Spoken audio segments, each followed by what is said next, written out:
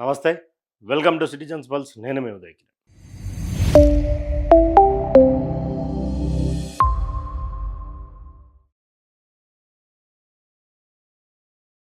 తెలంగాణ రాష్ట్రంలో కాంగ్రెస్ పార్టీ కుంపటి రోజు రోజుకు కదులుతూ వస్తుంది. మంట సెగ తాగుతా ఉన్నది.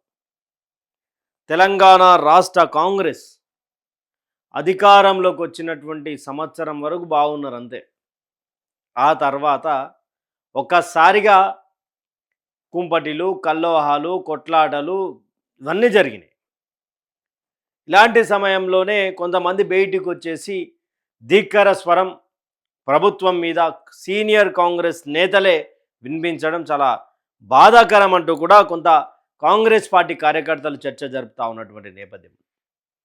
ఎప్పటి నుండో పార్టీ కోసం పనిచేస్తూ భుజాలు అరిగే విధంగా పార్టీ జెండాను మోసినటువంటి వాళ్ళను పక్కన పెట్టి ఇతరత్ర పార్టీల నుంచి వచ్చినటువంటి వాళ్ళకు అవకాశాలు కల్పిస్తూ ఈరోజు ఒరిజినల్ కాంగ్రెస్ అనే నేతలను చెక్ పెట్టేటువంటి ప్రయత్నంలో రేవంత్ సర్కార్ ముమ్మాటికి ఉంది అంటూ కూడా పెద్ద ఎత్తున వస్తున్నటువంటి ఆరోపణలు, దానికి సాక్ష్యాలు కూడా కాంగ్రెస్ పార్టీ నేతలు బయటకు వచ్చి మాట్లాడుతున్నటువంటి.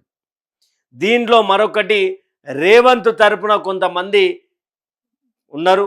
ఒరిజినల్ కాంగ్రెస్ నేతలను ఎవరు కూడా పట్టించుకోవడం లేదు, అసలు చాలా సమస్యలు ఫేస్ చేస్తూ ఉన్నామంటూ కూడా కొంతమంది నాయకులు రేవంత్ సర్కార్ మీద సొంత గూటిలో ఉండి అక్కడి నుండి ప్రశ్నిస్తున్నటువంటి నైజం. అయినా కూడా ఎక్కడా కూడా తగ్గకుండా తాను చేసేటువంటి పనులు, నేను మోనార్క్ని, నన్ను ఎవడు ఆపలేడు, నన్ను ఎవరు కూడా గద్దె దించలేరు అన్న విధంగా ప్రవర్తిస్తున్నాడు అంటూ కూడా పెద్ద ఎత్తున ఆరోపణలు వచ్చినప్పటికీ కూడా ఎప్పుడు కూడా ఎక్కడా కూడా దానికి సంబంధించినటువంటి విషయాన్ని మాట్లాడకపోవడం. అసలు కాంగ్రెస్ పార్టీలో ఏం జరుగుతుందంటే అచ్చ కాంగ్రెస్ వర్సెస్ పచ్చ Congress, original Congress versus yellow Congress. Yellow Congress అంటే తెలుసు కదా అందరికీ, చంద్రబాబు నాయుడికి శిష్యునిగా ఉన్నటువంటి రేవంత్ రెడ్డి ఆయనకు సంబంధించినటువంటి వర్గాన్ని పెంపొందిస్తూ సీనియర్ నేతలకు చెక్ పెట్టేటువంటి ప్రయత్నం చేస్తున్నాడంటూ కూడా పెద్ద ఎత్తున ఆంధ్ర నాయకుల మోచేతి నీళ్లు తాగుతున్నాడంటూ కూడా కాంగ్రెస్ పార్టీకి సంబంధించినటువంటి ఒక ఎమ్మెల్యే పార్టీ మీద తిరగబడ్డటువంటి విషయం, ముఖ్యమంత్రి మీద తిరగబడ్డటువంటి విషయం. నిన్న మొన్న వచ్చినటువంటి వాళ్ళ కొత్త పదవులు మాకెందుకు లేవు పదవులు అన్న కోణంలో కూడా మాట్లాడినటువంటి, బహిరంగంగా మాట్లాడినటువంటి విషయం. దానికి సంబంధించినటువంటి ఒకసారి మాట్లాడితే అసలు ఎవరెవరున్నారు, అసలు ఎవరెవరున్నారు ఒరిజినల్ కాంగ్రెస్ వర్సెస్ ఎల్లో కాంగ్రెస్లో అంటే, ఇక్కడ మొట్టమొదట మొదలైంది ఏడయా అంటే జగిత్యాల మీద గడ్డ మీద మొదలైంది. ఎవరెవరికి? జీవన్ రెడ్డి వర్సెస్ సంజయ్. అందరికి తెలిసిందే సంజయ్ బీఆర్ఎస్ టు కాంగ్రెస్.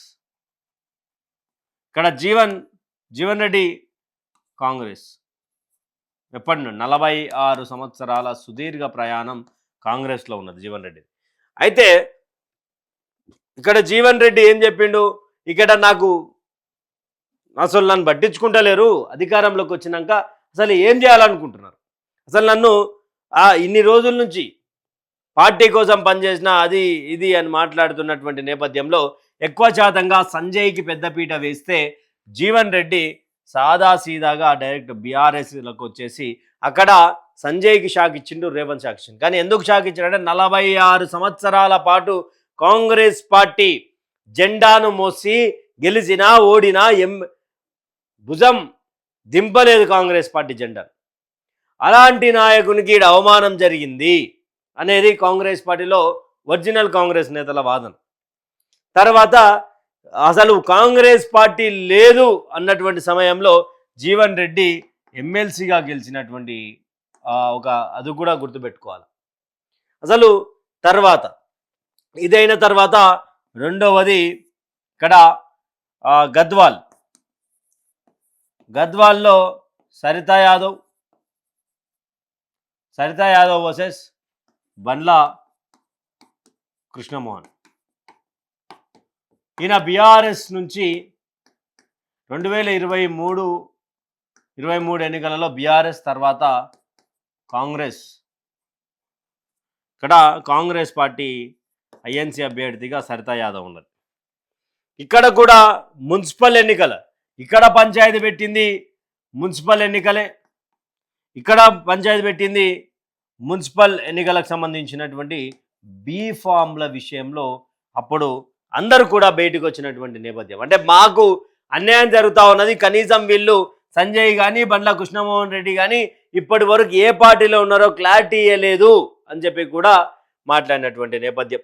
తర్వాత మూడవది వనపర్తి వేసుకోండి. వనపర్తి ఇక్కడ చాలా సీనియర్ నేత, సంజయ్ గాంధీకి సంబంధించినటువంటి మిత్రుడు Chinna Reddy versus Megha Reddy. Chinna Reddy Indian national కాంగ్రెస్లో ఎప్పటి నుంచో ఉన్నాడు.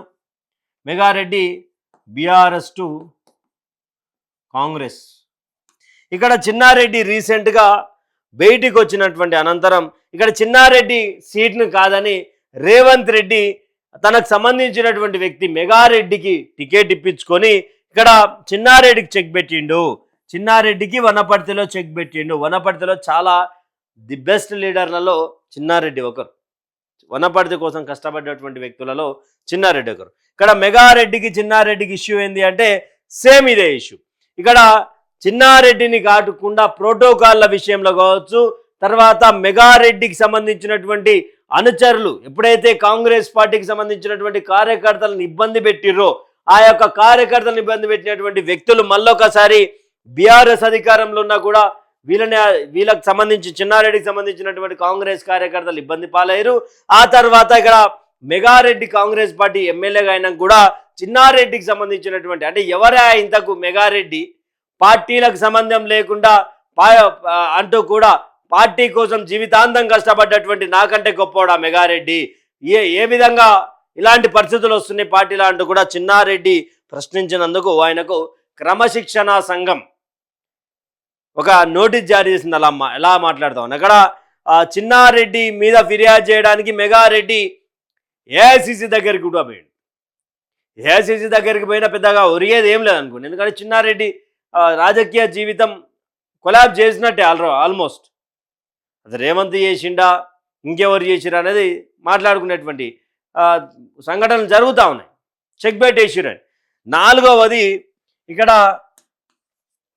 మునుగోడు.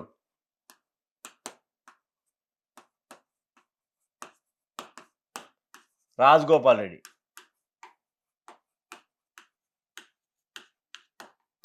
ఇక్కడ రాజగోపాల్ రెడ్డి ఈయనకేమైంది చెప్పారు, ఇక్కడ భువనగిరికి సంబంధించినటువంటి ఎంపీగా చామలను గెలిపిస్తే మంత్రి పదవి ఇస్తామని చెప్పారు. ఏమిస్తున్నారు, మంత్రి పదవి ఇస్తా అని చెప్పి ఇంటికి దగ్గరికి వచ్చి నన్ను నమ్మించి గొంతు కోసిండు. నాకు ఇంకా మంత్రి పదవి ఎప్పుడు ఇస్తావు, అసలు ఎందుకు ఇయ్యవు, అసలు ఏంది నీ సంగతి అంటూ కూడా రాజగోపాల్ రెడ్డి ప్రత్యక్షంగా బహిరంగంగా డైరెక్ట్గా ఆరోపణలు చేస్తూ ఉన్నటువంటి నేపథ్యం. రీసెంట్గా కూడా ఆంధ్రాకు సంబంధించినటువంటి కాంట్రాక్టర్ల నాయకుల మోచేతి నీళ్లు దాయేటటువంటి వాళ్ళు ఈరోజు పెద్ద పెద్ద పదవులు అనుభవిస్తూ ఉన్నారు. అదేవిధంగా నాకు చెక్ పెట్టడానికి కొంతమంది కులం కార్డు పేరుతోటి నన్ను మీద దూషణలకు దింపేటువంటి ప్రయత్నం చేస్తూ ఉన్నారు. ఆ తర్వాత రాజగోపాల్ రెడ్డి తీసుకున్నటువంటి ఒక నిర్ణయం రైతుల దగ్గరికి పోవడం, అంటే ఆయన స్వభావం రైతుల దగ్గరికి పోవడం, సమస్యల మీద అన్ని దాంట్లో సమస్యలు తీర్పే విధంగా ఉన్నా కూడా ఇక్కడ రాజగోపాల్ రెడ్డి కూడా కాంగ్రెస్ పార్టీ మీద తిరగబడ్డటువంటి సందర్భాన్ని చూసాం. ఇలాంటి విషయాలలో పూర్తి స్థాయిలో ఇక ఒక్కరు కాదు, ఇద్దరు కాదు, ఒక సైడు దామోదర్ రాజనరసింహ అసలు ఉంటలేడు, అసలు పట్టించుకోడు, అసలు మా మంత్రిగా ఉన్నాడు, అసలు ఏం చేస్తూ ఉన్నాడో తెలియదు అని. తర్వాత ఇక్కడ జడ్చర్లకు సంబంధించి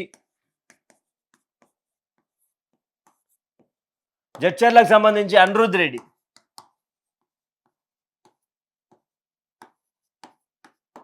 మేము పక్కా కాంగ్రెస్ వాళ్ళం, మాకే నిధులు ఇవ్వకపోతే బట్టి ఇంటి దగ్గరికి పోయి అడుగుతా, బట్టి ఒకవేళ ఒప్పుకోకపోతే బట్టి పైసలు నిధులు ఇవ్వకపోతే ధర్నా చేస్తా అని చెప్పేసి జడ్చర్ల ఎమ్మెల్యే, కాంగ్రెస్ పార్టీకి సంబంధించినటువంటి ఎమ్మెల్యే చెప్పడం.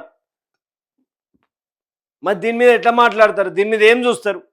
అసలు పూర్తిగా రేవంత్ రెడ్డి పరిపాలన వచ్చిన తర్వాత ఒక్కొక్కరిగా క్షేత్రస్థాయిలో ఉన్నటువంటి కాంగ్రెస్ పార్టీ కార్యకర్తలు కూడా కొంత అసహనం వ్యక్తం చేస్తూ ఉన్నారు. రైతులు అసహనం వ్యక్తం చేస్తూ ఉన్నారు. వృద్ధాప్య పింఛన్ తీసుకున్నటువంటి వాళ్ళు, వికలాంగులు, టీచర్లు, ప్రభుత్వ ఉద్యోగులు ఉన్నటువంటి ఉద్యోగస్తులు, ఆర్టీసీ డ్రైవర్లు, మున్సిపల్ కార్మికులు, ఆటో డ్రైవర్లు, ఇక్కడ యువత, నిరుద్యోగులు, తెలంగాణ రాష్ట్రంలో పూర్తి స్థాయిలో 2.5 నుంచి 3 సంవత్సరాల పరిపాలన అయిపోయింది. మరో సంవత్సరమే కాంగ్రెస్ పార్టీ చేతిలో ఉంది.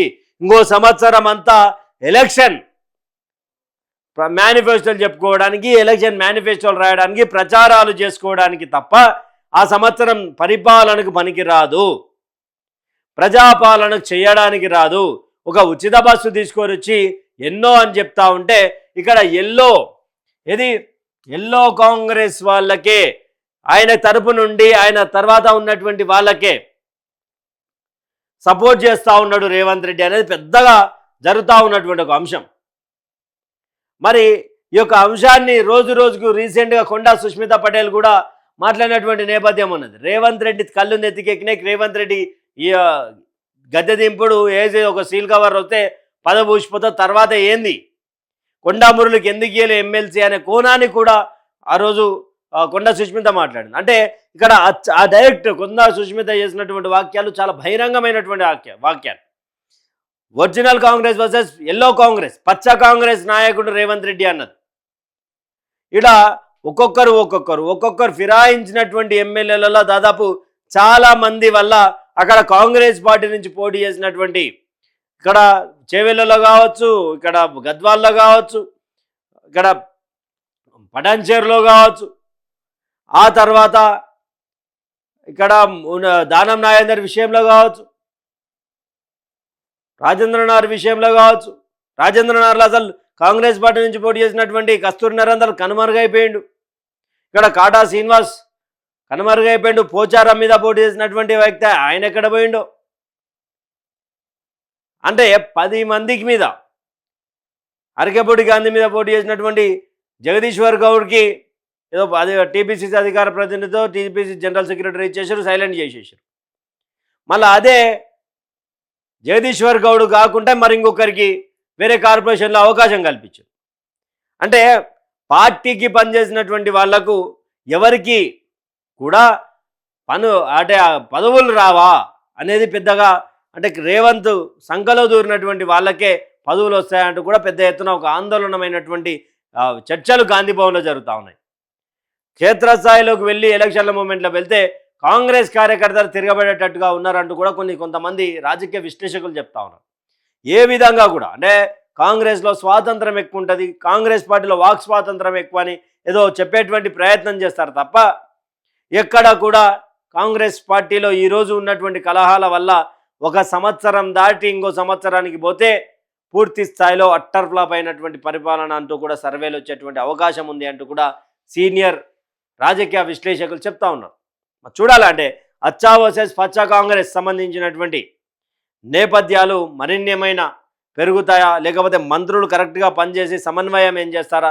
ఈ సమన్వయం చేసేటువంటి కార్యక్రమంలో డైరెక్ట్గా మీనాక్షి నటరాజన్ గ్రౌండ్లోకి దిగినా కూడా సమన్వయ కమిటీలను పంచాయతీలు కావడం, ముఖ్యమంత్రి భాషను చాలామంది కాంగ్రెస్ పార్టీ నాయకులు తిరస్కరించడం, ఇదంతా కూడా జరుగుతూ ఉన్నది. మరి ఏం జరుగుతుంది తెలంగాణ కాంగ్రెస్ అనేది వేచి చూడాల్సినటువంటి పరిస్థితి ఉంది. ఈ యొక్క వీడియో మీద మీ అభిప్రాయాన్ని కామెంట్ సెక్షన్లో కామెంట్ చేయండి. Thank you for watching. Stay tuned with citizens pulse.